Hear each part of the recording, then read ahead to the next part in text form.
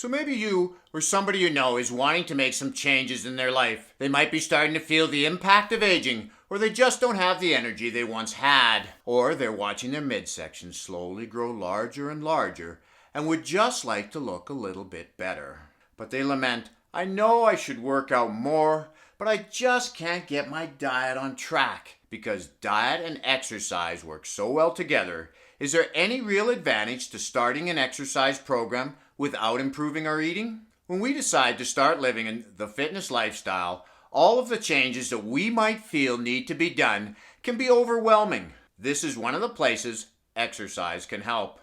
Not only is it a first step, and fitness is about taking a lot of little steps toward our goals, but exercise is also a mood enhancer, relieving feelings of anxiety by in part releasing feel-good hormones and endorphins. I will leave a link at the end of the description to an article talking about all the ways exercise helps to relieve anxiety. Now, one of the things mentioned in this article, and I've often said this about myself, is that when I exercise, I forget about all the troubles in the world and just focus on the task at hand. It's my happy place. This article from Frontiers in Psychiatry states this response to exercise is similar to meditation. Now, exercise alone can do a lot more than just improve our mood. It helps us to sleep better. By helping us feel better rested, along with enhancing our mood, it becomes much easier to make other lifestyle adjustments that we may need to make. Our fitness age is often connected to our VO2 max.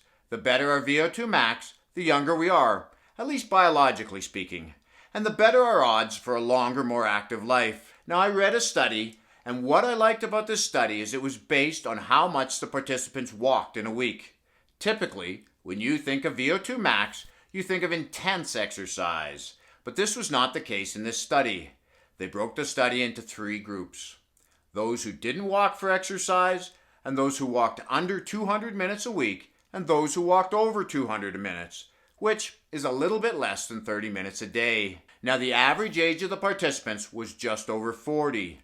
Now, those who walked over the 200 minutes a week had a substantially better VO2 max than the other 2 groups, indicating that less intense, more moderate exercise will still bring about positive results. One of the ways regular exercise helps us to live longer is by reducing our risk of developing a chronic illness, lowering our risk of heart disease, stroke, high blood pressure, high cholesterol, type 2 diabetes, osteoporosis, and certain types of cancer like colon cancer. Exercise, even without any change in diet, can improve our insulin sensitivity. Even one exercise session will improve insulin sensitivity, although only temporarily. A consistent exercise program is needed in order to provide permanent results. It is well known that we can improve our insulin sensitivity by improving our diet, eating more whole foods, and reducing our carb intake, especially simple carbs and sugars. In combination with regular exercise, this gives a double whammy effect.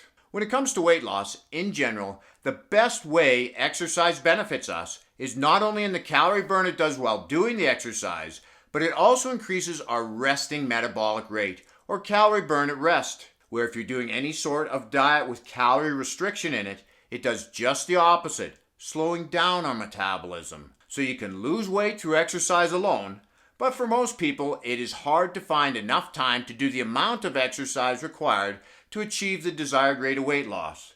So once again, it really illustrates how well diet and exercise work together.